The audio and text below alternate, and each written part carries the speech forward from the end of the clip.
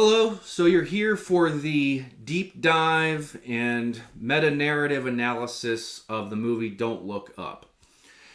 Yes, the movie touches climate change, but there is so much more happening in this film. It is on the level with P.T. Anderson's Magnolia, Fritz Lang's Metropolis, or Jodorowsky's Holy Mountain.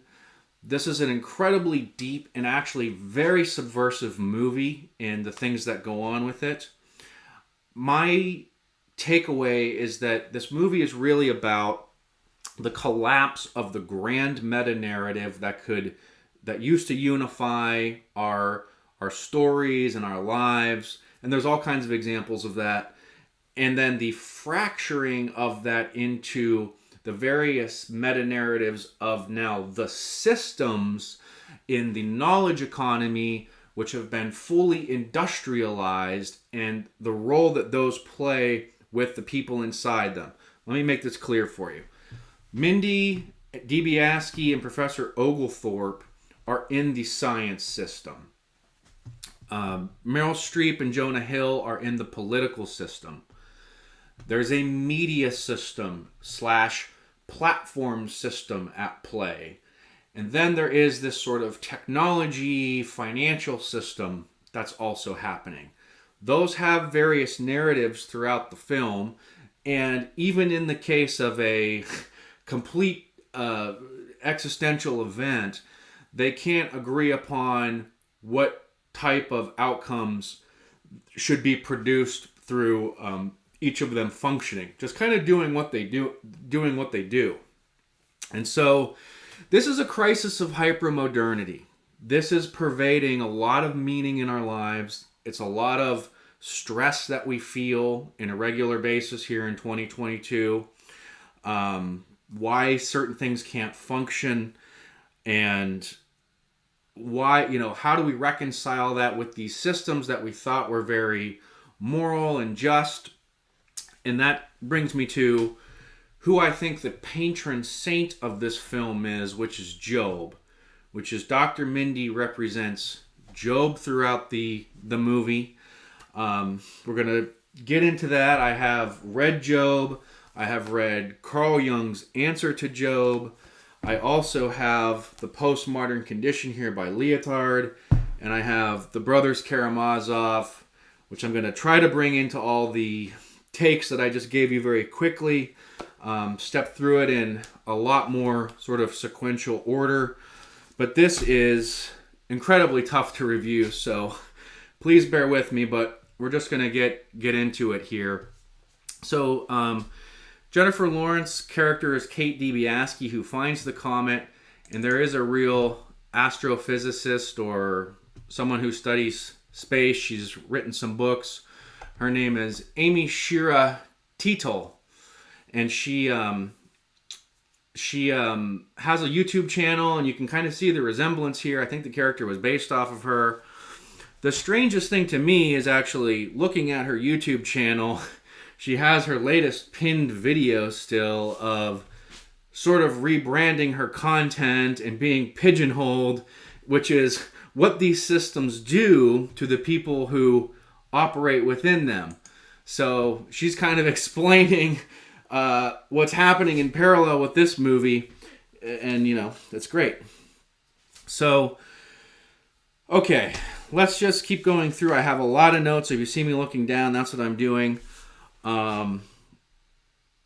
Yeah, so all right, first scene of the movie, we're at Kate Dibiasky's observatory, and it's a cup.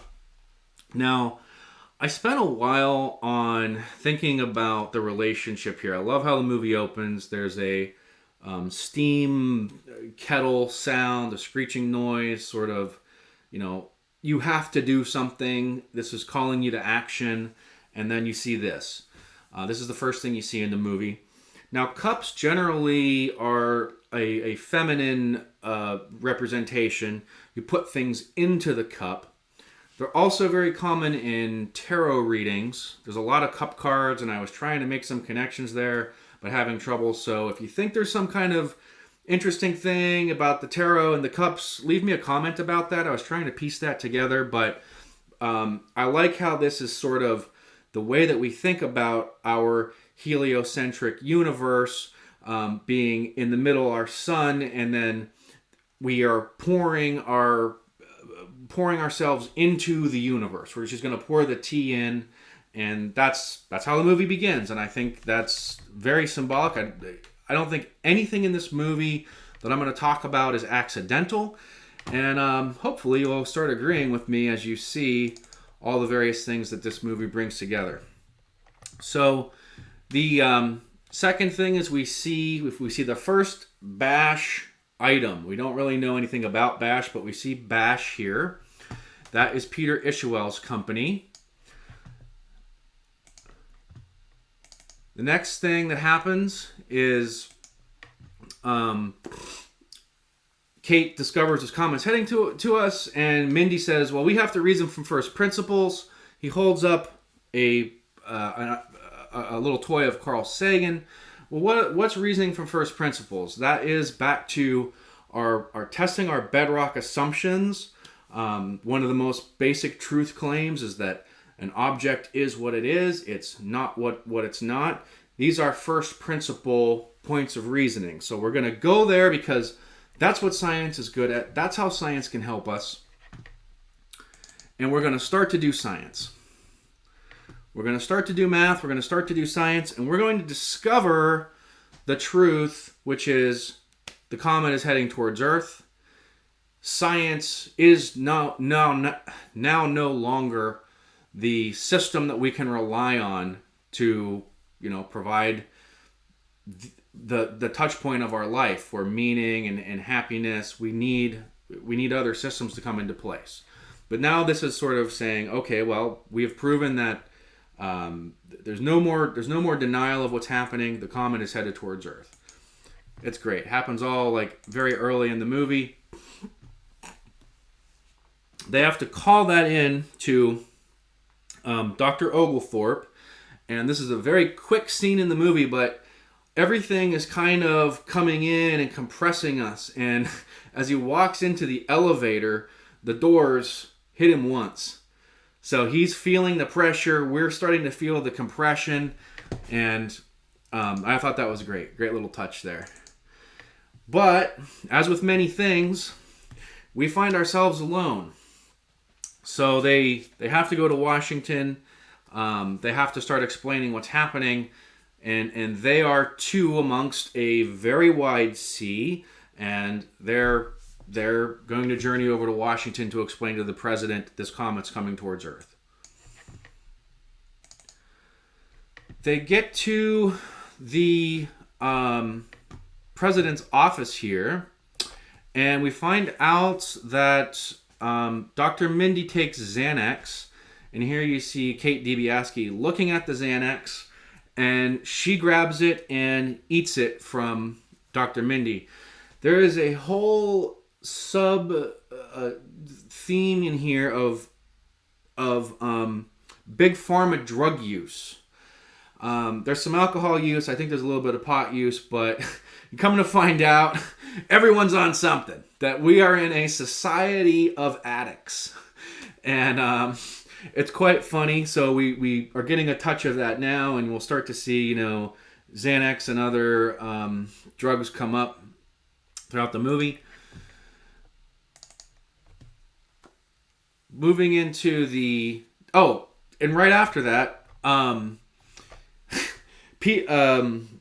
Mindy calls home. These are his sons, and he asks his son how his new medication is, and he's like, "Oh, I'm a 4 out of 10 or something." He's like, "Well, that's better than where you were before." So, again, we see kind of everyone's on drugs of some kind, even in a very stable household. And these are just some funny shots throughout the movie of the president. Can't find her name right now. It'll come back to me. Can't remember her name right now. Oh, President Orlean. President Orlean, Steven Seagal. And so, she's a symbol of the sort of more conservative pride of our country, I guess.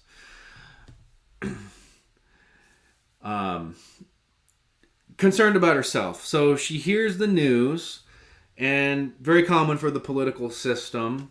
She's concerned about her re-election campaign, that this is bad news to be coming before the midterms. Don't say that this is 100% possibility. Nothing's 100%. And she needs to be briefed in 20 minutes. This is our body politic, right? Like, you constantly hear them talk about, get to the point, we don't have a lot of time here. And so, this is funny. I didn't actually catch this until now. This coiled spring, I don't know what this is, but Bernie Madoff had this 6-foot screw on his desk. He knew exactly what he was doing. I wonder if this is a play on that. But you got to look in the background on this movie. There's so many symbols and things going on. So the next scene, we find out she smokes. We meet her son Jason, who is like the classic midwit boy who never grew up, Peter Pan, Pooh type archetype. Like, he's just a man child.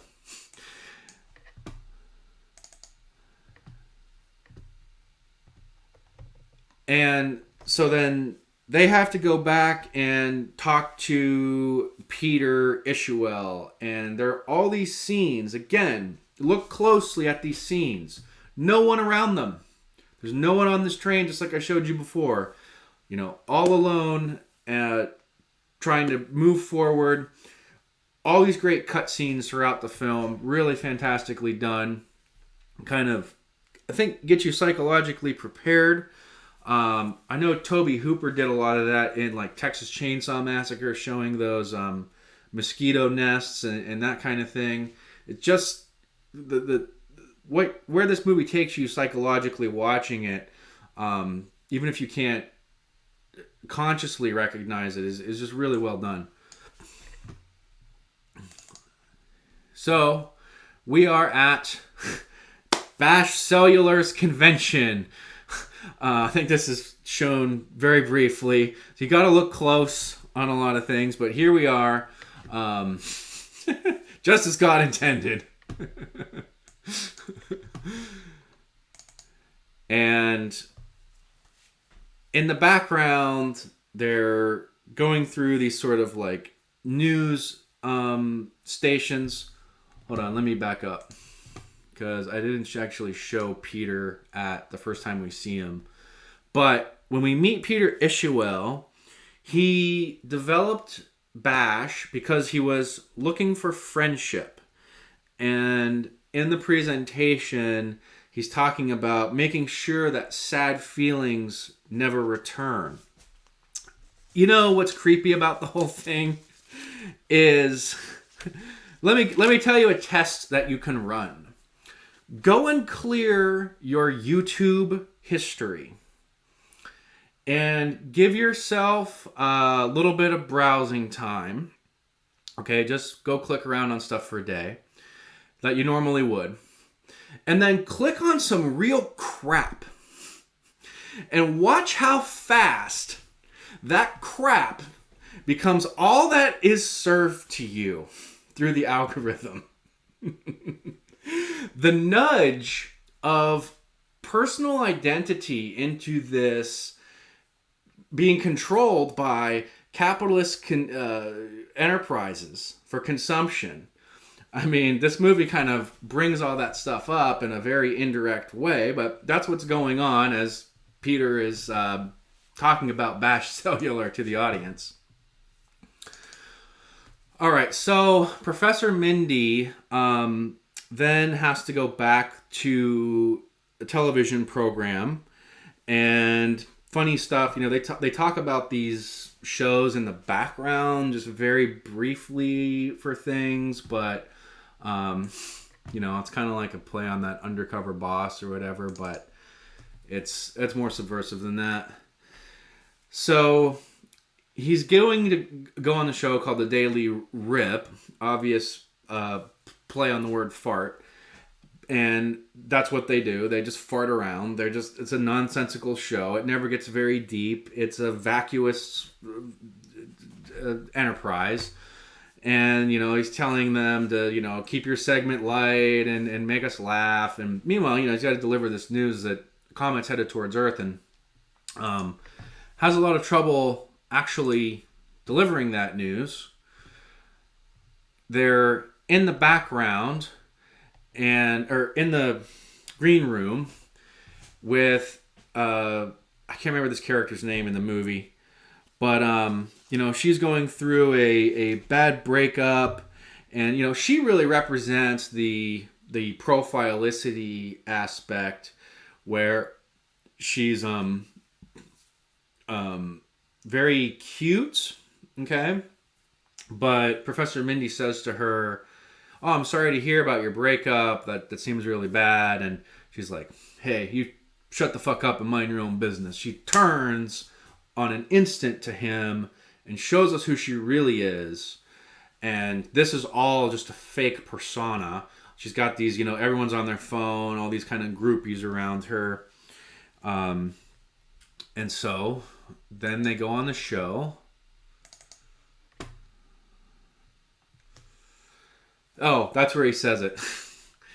That's his reaction after she tells him to fuck off.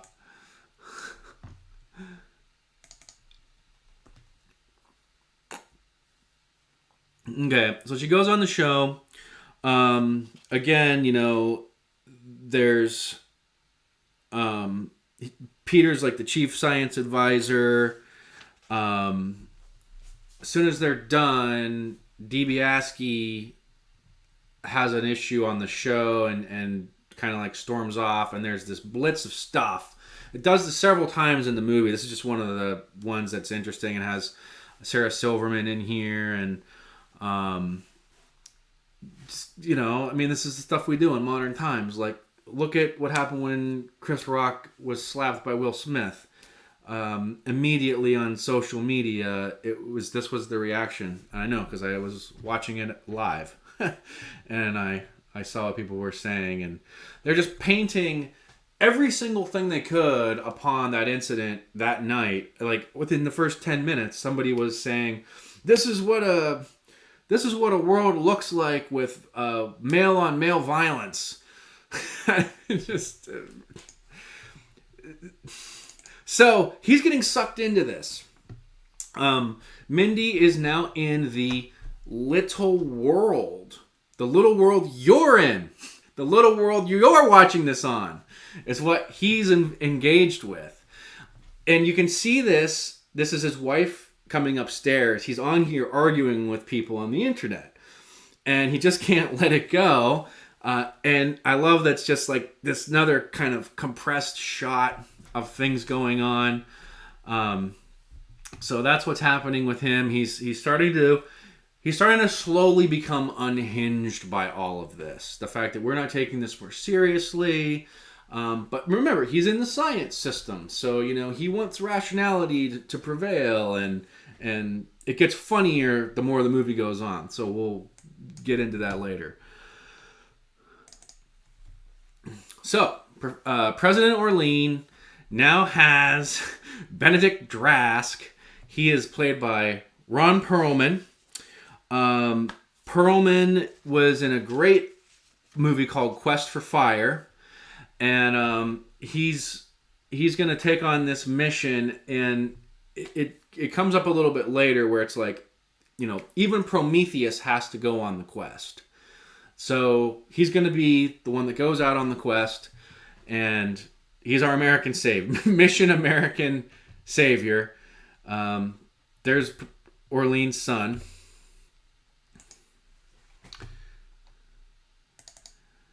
All right. And so as that's all going on, I think they're actually watching it on the TV, but Bree is luring Mindy away from his wife, and They've had intercourse here, and they're talking about their life. And Bree goes into this monologue that really kind of crystallizes her profilicity along with all the other characters of, she was married to, I can't remember what it is exactly, like 2 presidents, a football player. She has a couple Monet paintings. But it's pretty funny when she goes into it. And he's really kind of realizing that there's not a lot of there. So it comes up later, but right now, still in the emotional highs of a new relationship.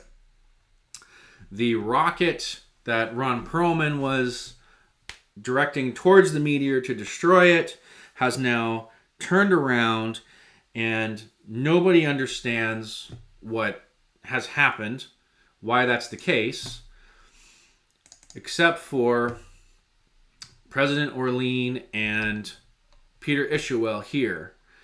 And let me just check and see.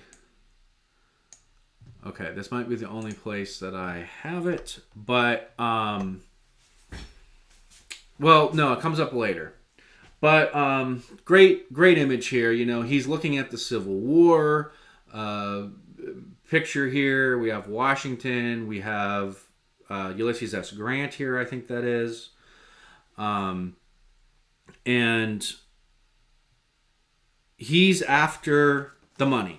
He says there's $140 trillion on this meteor, and we needed to capture it. Oh yeah, this is where he delivers the monologue. He says, every problem will be solved. Poverty, social injustice, loss of biodiversity. Again, all the answers for man from the technological system, they're in the future. So he's playing right into that. He says, we're going to walk through the pillars of Boaz and Jachin. Those are the 2 pillars on King Solomon's temple. And in King Solomon's temple, in the Holy of the Holies, the last chamber, is the Ark of the Covenant, which God told Moses to build. And inside the Ark of the Covenant are the 10 Commandments. So this is the dwelling place of God. And that's what he is saying, is we're going to go out. All of our problems will be solved. We will exist in Eden. We will be in the dwelling place of God. We stretch this out. This becomes where he goes at the end of the film. And we'll kind of get there then. But he mentions Boaz and Jachin as the pillars in this scene. And then we go into Kate. Kate at the bar tells the truth about what's going to happen. This is the first time to the general public, even through all this, where I can't remember, we're maybe like at 45 minutes to an hour in. But now it's revealed that in the public square, right, just like Nietzsche, just like the madman goes to the market. It's like the old version of a mall or the public square. Like, the madman goes to the market here to deliver the truth. And this truth causes riots, causes looting. She's carrying the gin box. I thought that was pretty funny. And they get captured. They have to sign like waivers that they're going to stay silent related to any of this language, incendiary language towards the Bash Company. And so, let me see. We go to her house. So she gets captured, and we go back to her home, and she greets her parents at the door. Okay, the Empire comes home. The Empire always comes home, but it's not the same home as when you left it. So as soon as she opens the door, the parents are already in favor of the jobs the comet will provide. They've already been ideologically captured by the media system in distributing the message and the political system, kind of working together, that even like they don't want to hear what the person who discovered the comet has to say. It's immediately to talking points that are political, that are wedge issues, divisive. Well, this is how we either legitimize or delegitimize narratives. And so it's not there's a great, this book is broken up into sections, and one of them is the section on the pragmatics of narrative knowledge, which it's even the person who knows becomes indistinguishable from the other people who constitute the culture. And this is the difference between sort of like your formal identity of like the scientific mind versus this sort of savage mind or primitive mind. It's the, mind of the uncivilized person. And this is, we used to have narrative as a sort of customary form of knowledge, and you can claim competence in the narrative simply by having heard it. And that's what her parents are doing here, is that they're just claiming their own competency in the meta-narrative, this legitimation of the narratives that they've heard, because that's all you need in a narrative sense. Not doing that book justice. This book is very deep too, but it's in this movie, so it's pretty cool. All right. After that, so we have a family divided, we have a country divided. All right, and by hearing the narratives, now Dr. Mindy has to go on TV, has to talk about what's really happening. I don't know what these symbols are. I was really curious about this one, but I'm not sure. There's some other sort of connections with maybe there's like a Native American dancing at the end as the meteors fall, so I'm not sure what that's all about. But there's a phone number you can call if you need peace of mind. Well, I called this number actually, and it worked. And there's about a 10-minute clip of people talking about the comet, and you're on hold, and like you're on hold, and your customer like 900. It keeps going up. The longer you're on hold, the more your customer. You end up being like 900,654. And it's going through all these bash commercials, and it's pretty funny. And then it just disconnects you after about like 10 minutes. Doesn't repeat, but just plays a recording. So that was fun. Nice little touch there. Okay. So, Mindy and Bree, of course, they get caught. Now, this is like Book of Job. Job has 3 friends. They're always giving him bad advice, and he's caught in the middle of it. He's in Job, they're trying to convince him that he needs to repent and he'll be blessed with money and fame and wisdom. But he comes home as, pride cometh before the fall. Empires fall at their most opulent moments. And of course, he's been captured by his actual success here. And he's forced to make a choice between women. But his real breakup, one of his real breakups here, I think I have a picture of it. Yeah. Is the breakup with his pills. Is the breakup with also another woman, his addiction. And she throws the pill bottles at him. And she goes through what they're for. Pretty funny. But comes up again, comes up several times in the movie.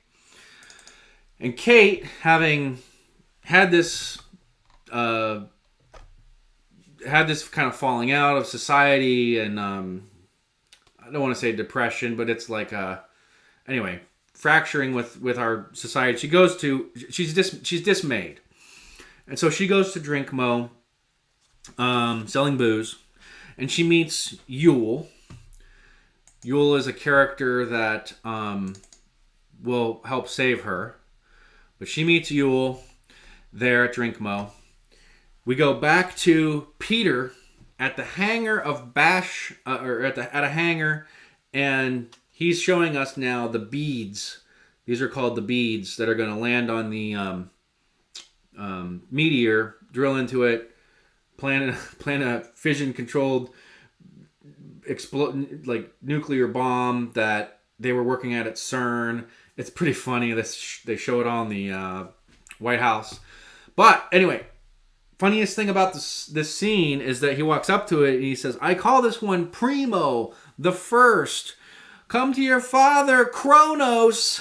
And he's just laughing and smiling, and the blades start drilling. And, he's really getting into like a power trip and denial. And it just gets worse and worse and worse as he goes deeper and deeper into this.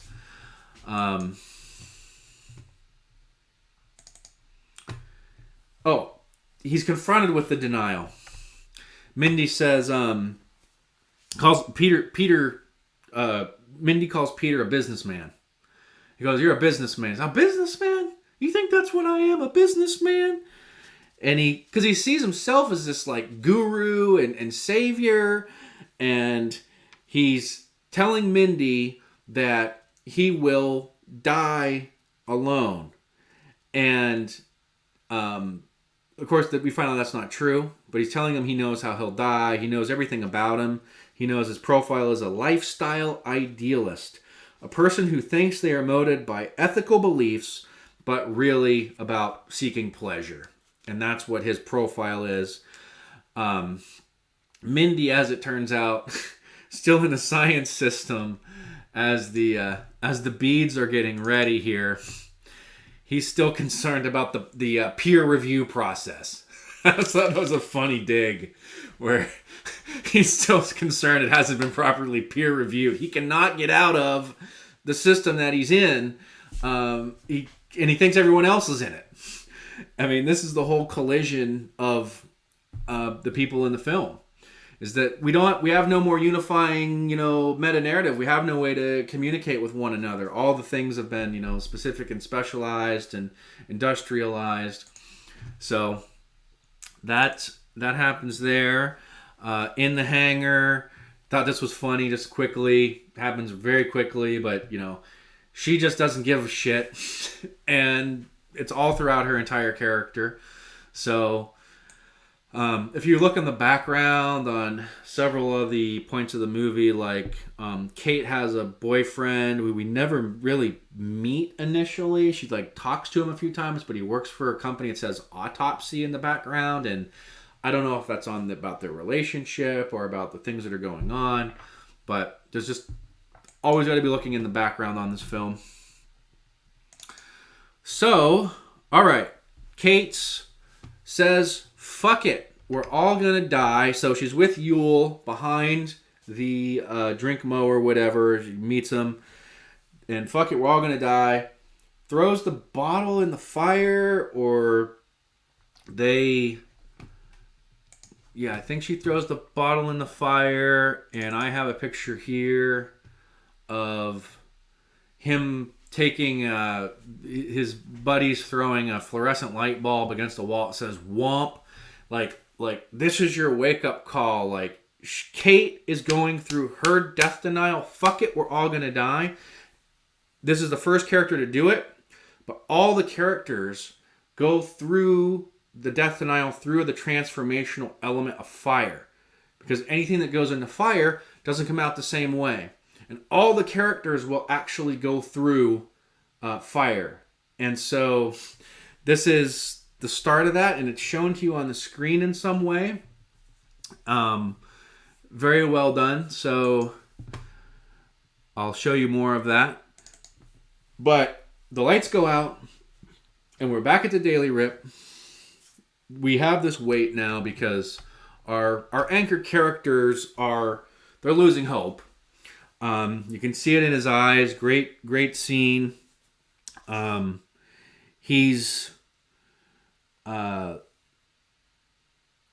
He goes on the show, and the host want to talk about the stock market and bash stock, how much it's going to go up once they get this meteor, and he's still going crazy about the science system, and he's attempting to confront the media system here, and it's a nod to Network.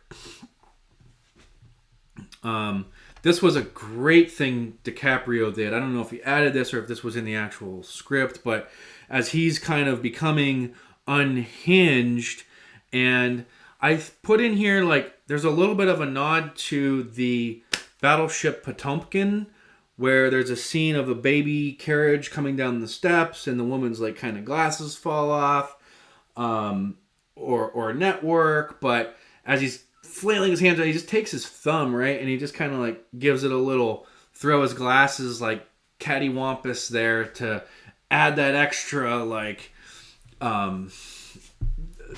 just it's just such a great little subtle touch to everything. But great acting by DiCaprio in that scene. This movie was nominated for an Oscar. I was really rooting for it, and I watched I think all but the one that actually won, Coda, I still haven't seen, but I've watched all the other ones. Oh, I haven't seen West Side Story either, but I watched all the other ones.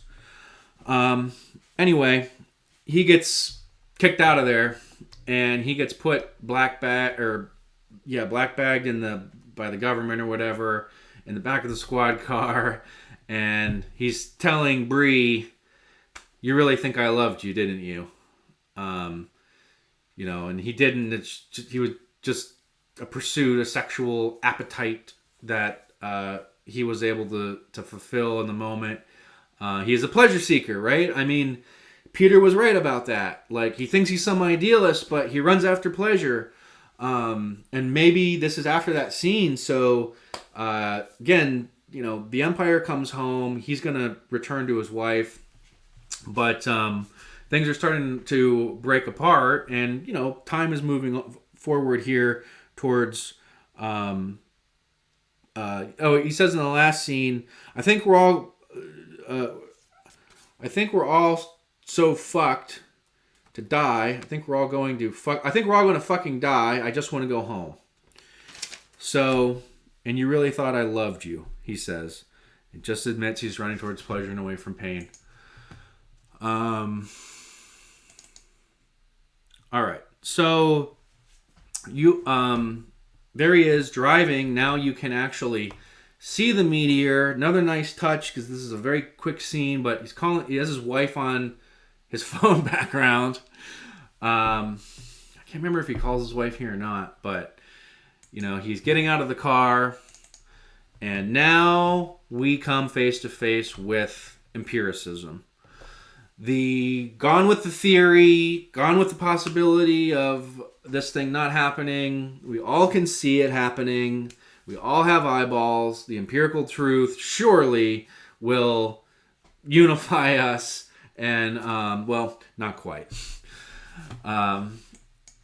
People start looking up, and immediately after that, there's another sort of cut scene. I just grabbed one topical for the last couple of years. Statues are fallen. This is Empire now in decline. And so,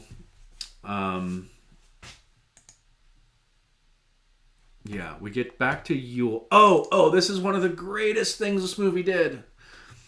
So in the cutscene too, there are these hippos that come battling right when we all just, right when we can see the comet, and this hippo scene goes, huh, huh, huh, huh, like a big heavy laugh. I think this is a total homage to Amadeus and Salieri when he says it wasn't I can't remember what he's like, it was God laughing at me. It was God laughing at me. I think that's what this kind of symbolizes here. And, yeah. All right. Kate, saying all you have to do is look up. You can all see it now. I just thought this was really cool too. That in these little scenes, there's like status, under review, admin, like, I don't know, just coding language here that looks like it's invalid, false. They're trying to like do some kind of suppression of the truth. Well, we see where that's going, don't we? So, more, crazy stuff. President Arlene saying, don't look up. The redneck hillbillies are joining her. And, again, as I'm just saying this, like, leftist media is lying. Like, click on shit like this on your YouTube next time you see it. And watch how much garbage like this will get fed to you after you clear your history. They're going to make a movie. Total devastation. He's trying to play the mediator. I've got a button look down and up. I mean, it's so funny. Some of the comedy is so great. All right. I think we're back to... Oh, and there's a concert. This is the last concert to save the world. It's kind of funny how we always see these events put on that cost a lot of money, and she comes in as the comet, riding against all odds, but soon against ourselves. I put subtitles on. There's some great lyrics in some of the songs. Okay. Oh, I must have left a scene out or something. Hippos, that was God laughing at me through that obscene giggle.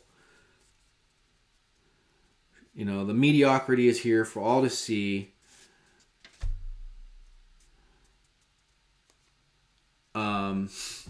I noted that the popcorn movie was sort of self-reflective of the film in the moment here too. It's sort of giving us the parallels and paradoxes that are in the film. There's the surface level stuff, but there's also all these very deep messages of the movie as well. Last concert to save the world. It's performative activism. And they can't. There's 3 phones in the scene, but you can't quit what's killing you. And it's the same thing with the drugs. Like, you just can't quit what's about to kill you. And this was, I don't know if I can piece this together right now, but I said this is truthfully a love song, but it's a subplot of a subplot. Something I saw whenever I took that note anyway. Okay. All right. Okay, Jason, President Orleans' son. Don't look up crowd saying, you, the working class, the American people, you need us, the cool rich, because we need to build you up to fight them, the lower class, the lower. And, he's positioning himself outside of the working class and the American people. And he's the cool rich, and, he's a total buffoon. All right, Dr. Oglethorpe. Surrendering now.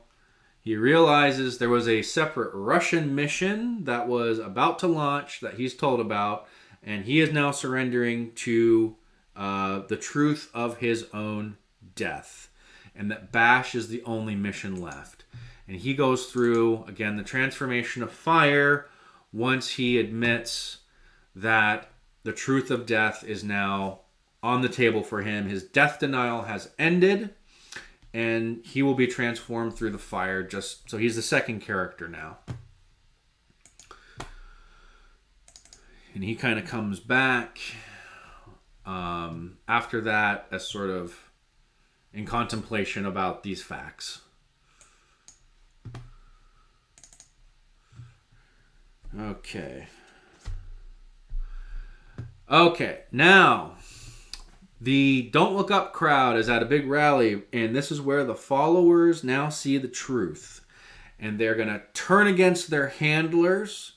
They're going to be violent. They're going to react in anger. They're going to realize they've been betrayed. And they're going to throw at Jason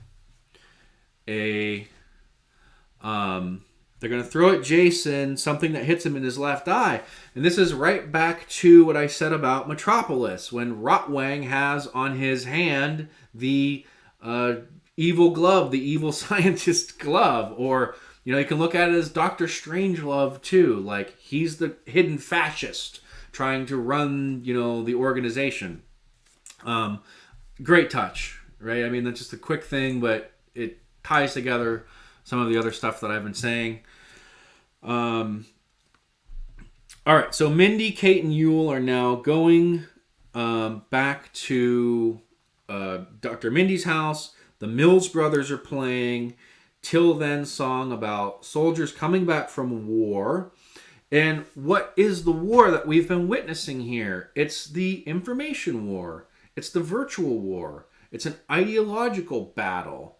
It's the strife of the systems not being able to, only caring about what they care about, just doing what they do, regardless of, they're beyond human control. You know, the machine has gone mad.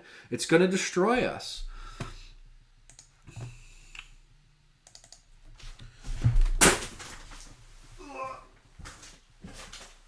Okay, so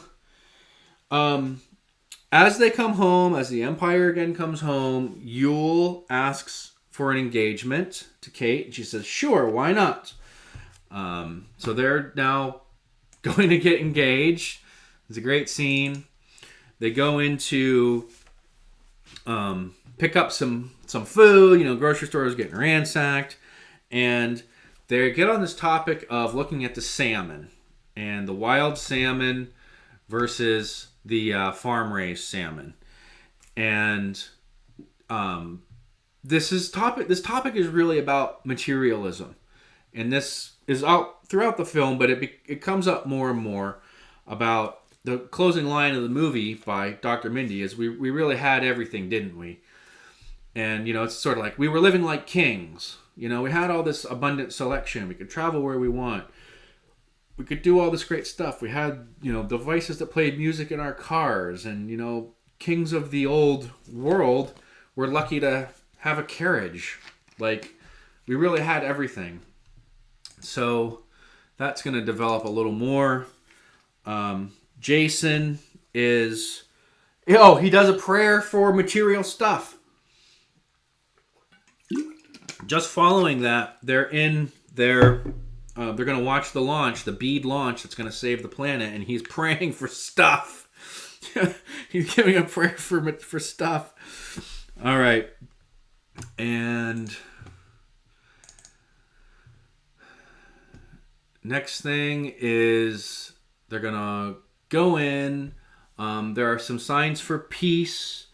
And at the Mindy house, Mindy arrives to greet June. But things at the launch are not going well.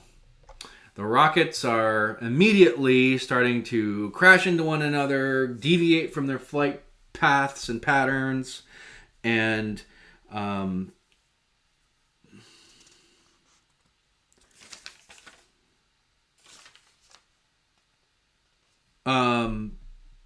Jason, at this moment,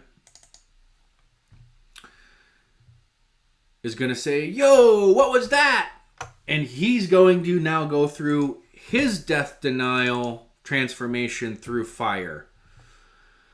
right? This is the fire on the screen immediately when he says that, and now he's confronted with the mission is totally going to not function properly. You're going to be confronted with your own mortality.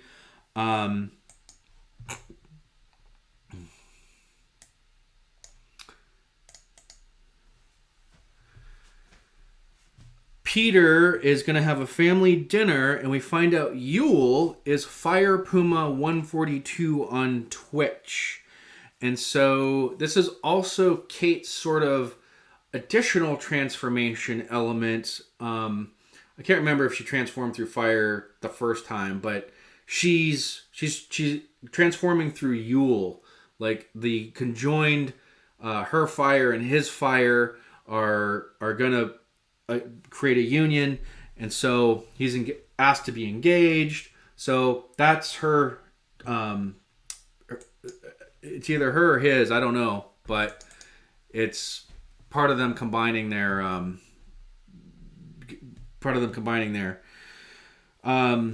Mindy apologizes. June takes him back, and he got really famous.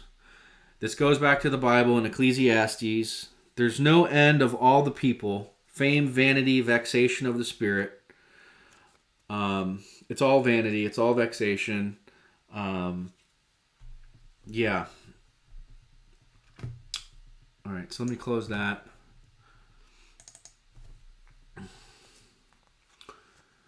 And the mission mistakes were made, including her son. She has abandoned her son. She has left him behind, and she will not come back for him. He will be abandoned. He will not go on the mission. He will not reach the Garden of Eden. She abandons the mistake was even her son. And she could not get a handle on him. She couldn't raise him. And he remained an arrested development.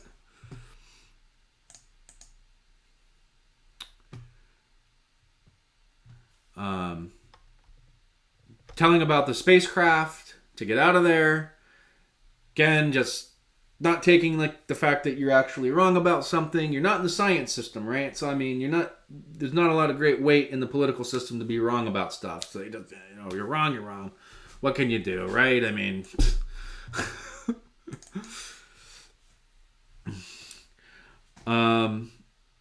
And so the end of the film, there's a prayer. There's a sort of a Thanksgiving dinner style. A family dinner, but nicely done, candles and so forth.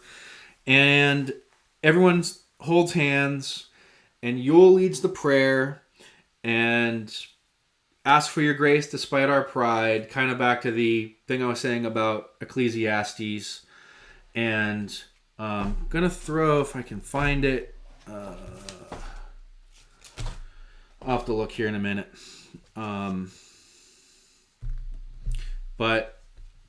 Yeah, I'll move on from that for now. So,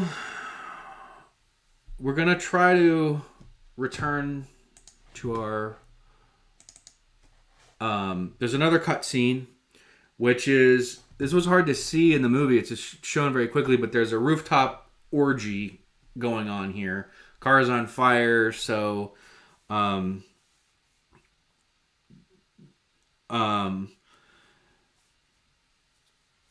orgy, prayer, booze, and they go down to the final apple pie scene. And closing quote, I said, we really did have everything, didn't we?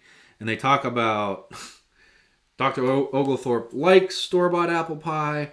There's a lot of really cool film editing right at this moment too, where when I first watched the movie, I thought, I'm getting a little buffering or something, but there's some freezing of frames for just half a second or something.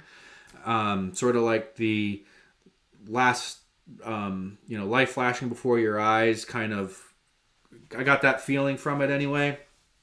And Dr. Oglethorpe likes store-bought pie better than homemade pie because it's comforting. And Dr. Mindy's very particular about his coffee. And, we're just we were living like kings. We had all this available to us, but we didn't have the things that were really important to the human experience, which is a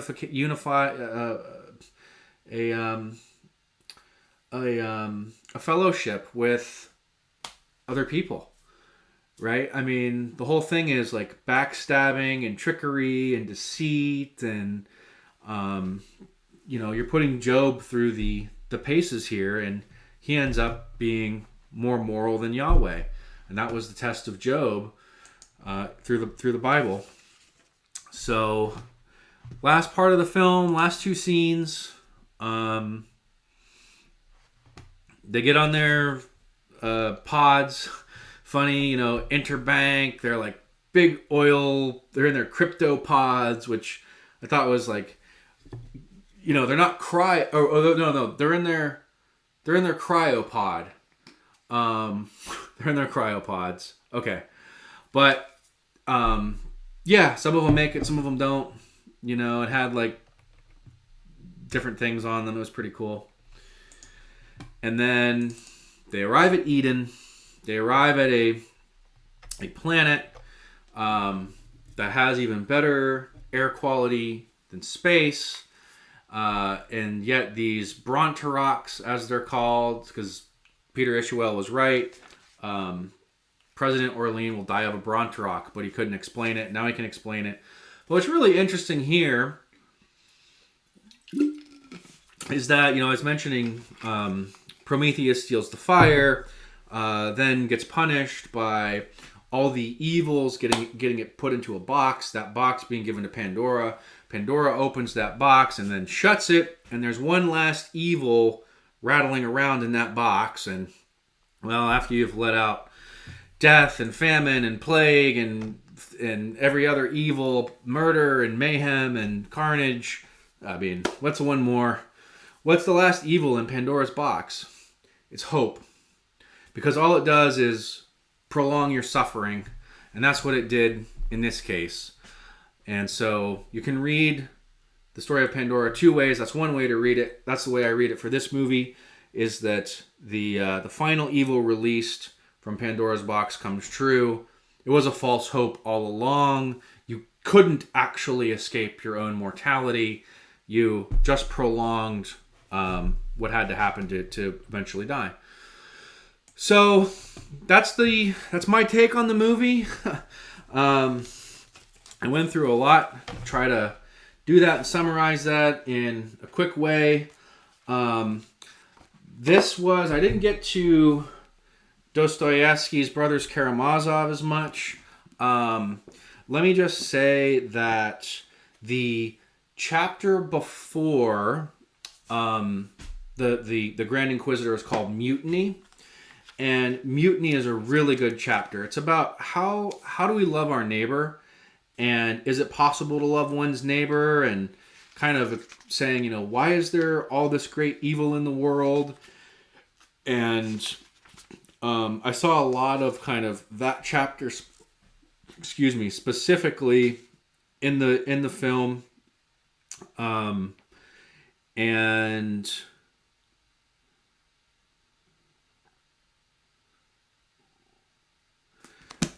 I can't remember. I wanted to bring more Jung's answer to Job into this. This is a good book, by the way. If you read that, and regardless, I lost the page that I had the Jung notes on for some reason.